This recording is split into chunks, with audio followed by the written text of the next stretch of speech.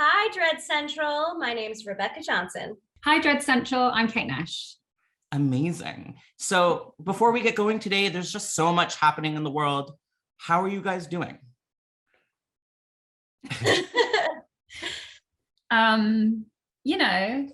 In shock. Yeah.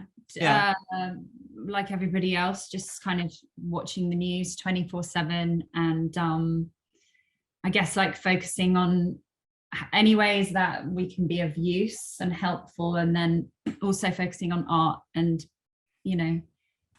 continuing to create in the midst of all the madness. Our friend told us to keep going with all of our art projects because Putin hates women in art, so that's one way that we can protest. I mean, those are the two best things in the world. They have it backwards. Are you doing anything to stay distracted? Are you watching anything cool or fun or bad? I've been watching Inventing Anna, which is very distracting. That's just kind of like guilty pleasure type watching at night. The last show I watched was Yellow Jackets. Okay, you brought it up too fast. Because it was short, I wanted to ask you if you had been watching Yellow Jackets. Yeah. So why don't we get into it now? How are you as obsessed as I am? Yeah, I loved it. I did. It was I love the cast so much. I feel like all especially like the way they've paired the younger actors with the older like the casting is amazing. I haven't seen it yet. I have to watch it. Yeah, the casting's amazing, and just even their body move, the way they mimic each other, I thought was just so brilliant. Oh, and it's so stressful too. It's so stressful and a good kind of unexpected. I feel like it kept me kind of guessing the whole time. I was like, I don't really know where this is going, which me too. Kind of rare. I hear rumors that Sarah Michelle Gellar might be in talks for season 2. And what? I had a feeling. Yeah. So here's hope. Right? Isn't that perfect? With Christina Ricci, with Julia. Anyways. Yeah.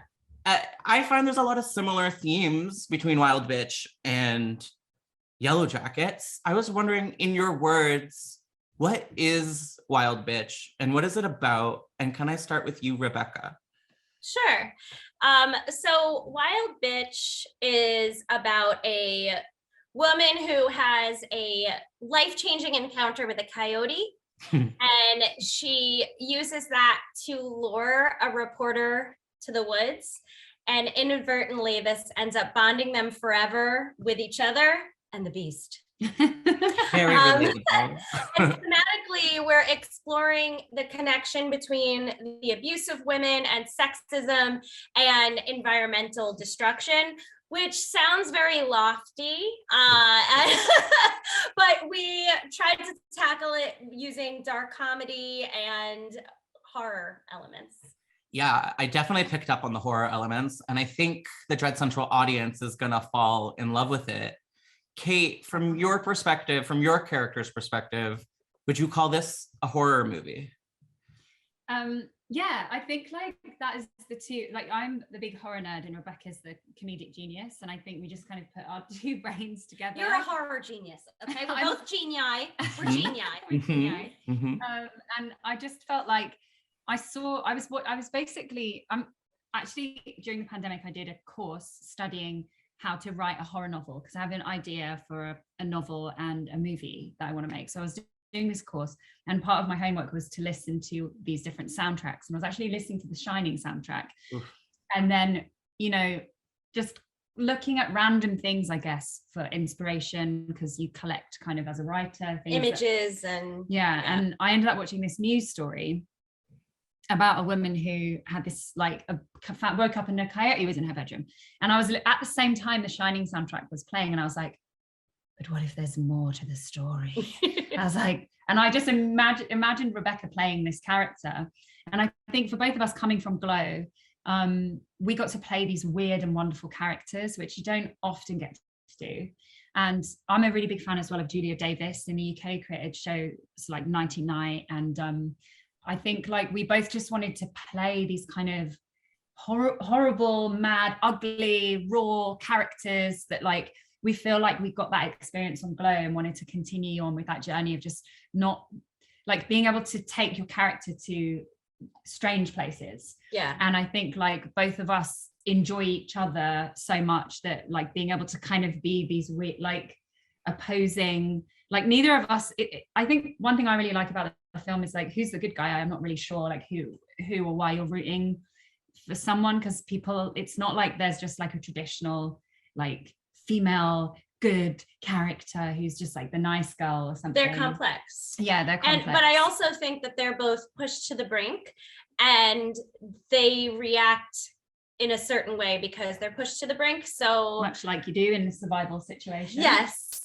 So they have both survived sexism and abuse, and then it manifests in a horrific way, which, you know, it can in the real world as well. Mm-hmm. And a satisfying way, I think, for the viewer by the end. We're big fans of Glow here at Dread Central. I don't need to get too deep into that, but is that how you guys met? Is that where the collaboration all started? Yeah, met in the ring. Literally, we met on like the first day of training, and we kind of became fast friends and just like made each other laugh all the time, hung out in each other's trailers, and between seasons we continued to hang out, and even like Kate would go on tour or, you know, be in the UK, but every time when she came back, you know, we'd hang out with each other. And in the pandemic we spent a lot of time together, and we also started collaborating before the pandemic. Actually, like we started collaborating just on music videos. And just by kind of being silly and making each other laugh, and like taking our ideas would always go to an extreme place. So I think like when Glow didn't get picked up, we made a kind of pact that, okay, we're going to make a not get picked up when Netflix cancelled Glow. Sorry, we did get picked up. We were shooting season 2, but episode 2 of season 4. But we made this pact, and we were like, we're going to make a short film. And that was as soon as it happened. And we didn't really know what we were going to do. We just thought we're going to make a short film. And it wasn't until like a year later, probably, that we actually came up with what we're going to do. And because we have several projects that we like created ideas for. We have like so many treatments of like odd couple, basically us being in every kind of odd couple iteration that you can make in the most crazy and weird way. And so finally this was something where we're like, let's do something that we can actually make rather than you know, something that we need someone else to say yes to in order for us to make it.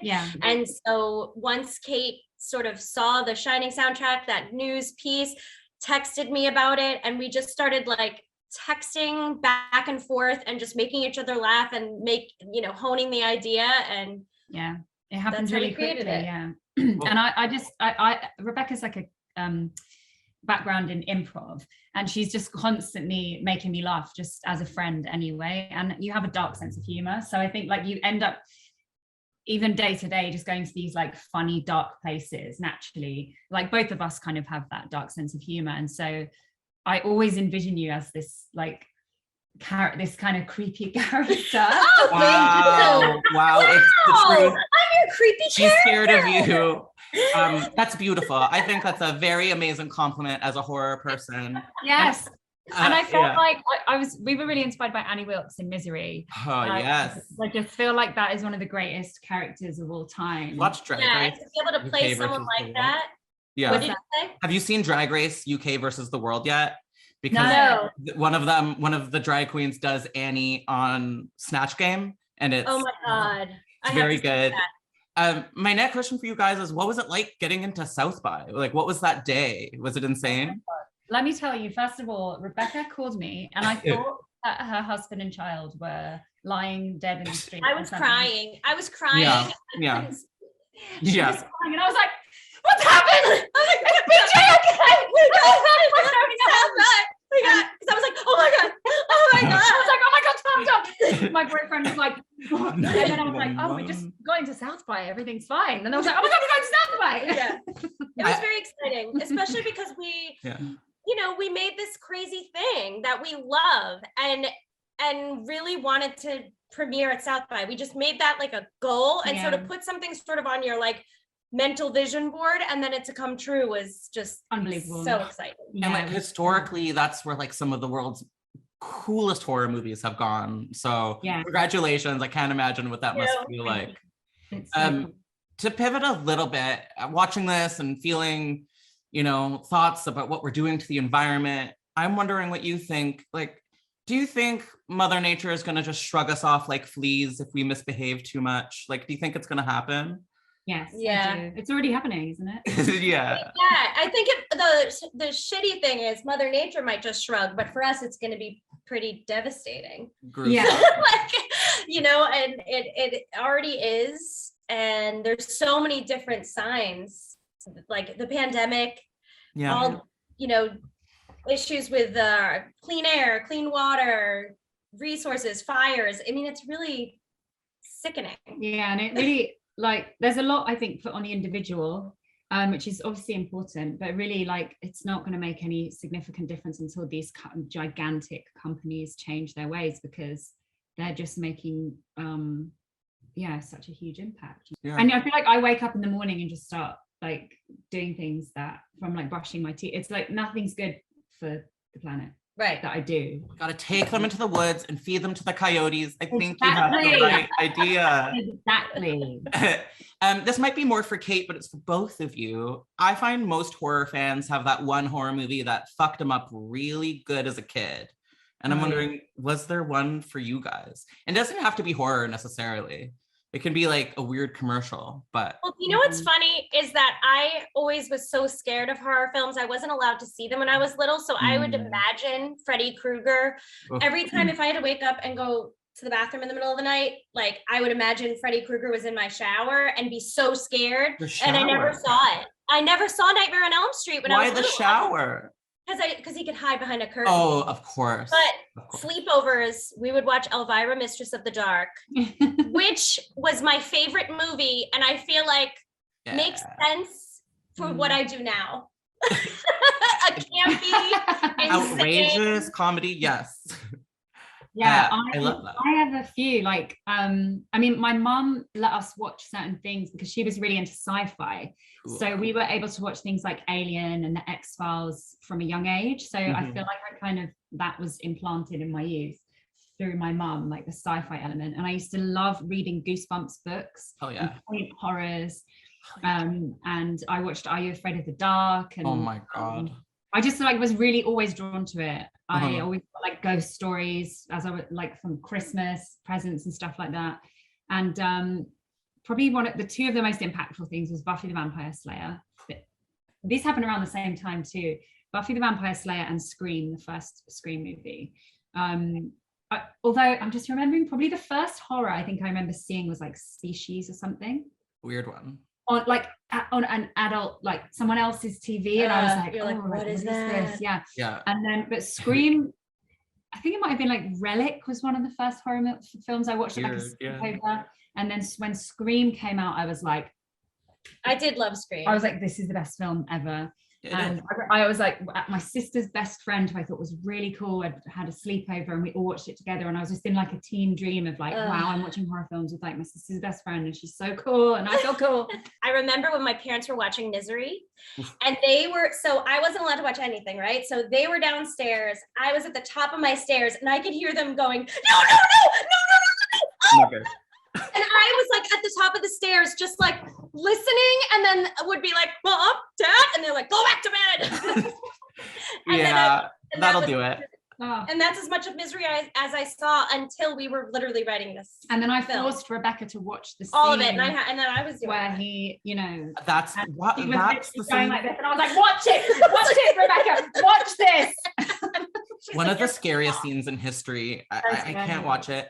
In the book, have you read the book? I haven't read the book, actually. Can I tell you what it is in the book? In the book, instead of hobbling him, she cuts his feet off with an axe.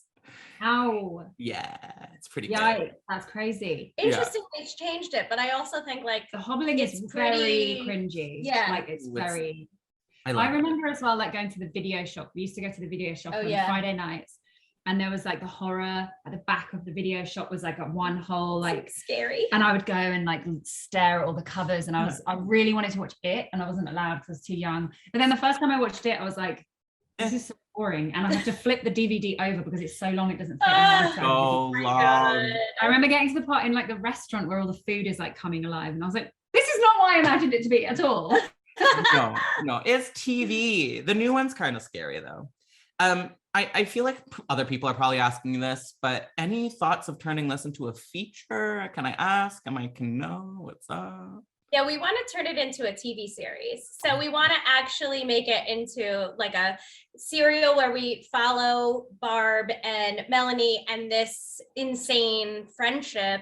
And even go back to sort of understand the characters and how they ended up where they did, go back sooner. So yeah, we really want to do that. And as they have to continue feeding the coyote, people start to go missing.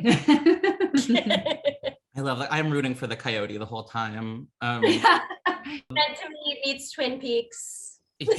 Yes.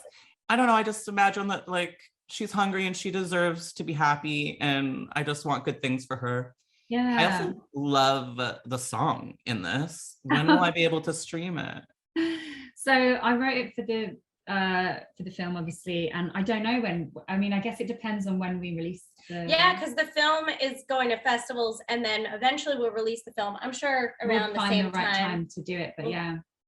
Cool. Yeah, that'll be fun. It's so good. Kate wrote all the music, and it's incredible. Like, it was so cool to have a partner who's not just like brilliant at writing and acting and all that, and then also to be able to be like, can you make the music like this? And she could just do anything. It's so cool. So very exciting. I can't do anything. You can do anything, Kate. Wow. Anything you think your mind to. What a partnership. I love it. Other than South by, do you know what's next for the film, or is it Not a yet. question mark? Yeah, Cool. we're waiting to get the next acceptance letter, I suppose. I'm sure it's coming soon. Before I let you guys go, I'm wondering, do you have any like recommendations for the Dread Central audience? Music or maybe a scary movie? What should we be checking out? Oh, well, I would recommend Skating Polly as a band. Kelly from Skating Polly actually worked on Wild Bitch, and so she was our gore expert. Yes. And that she's like been a hardcore rock and roller since she was about 6 years old. I think they did their first gig, and they're like a family. So it's like good. 2 sisters and a brother, and they're like, it's proper like rock, like grunge. It's awesome. So they're I feel like they fit in with the horror crowd. And another movie Kate kept referencing when we were working on this was that movie Scare Me. I'm sure everybody has seen it, but that is one of her favorites. And you're friendly with the guy who directed Josh Rubin? Josh, yeah. Babe of the century, my biggest crush, Josh Rubin. Oh my God.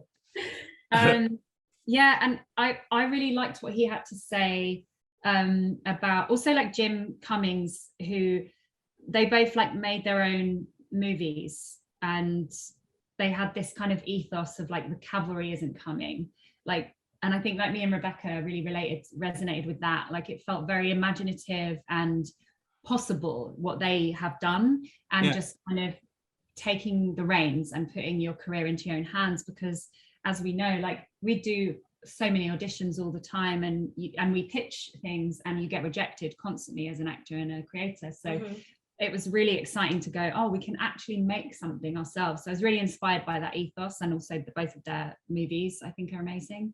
I don't know if you've seen that, Jim, the Wolf.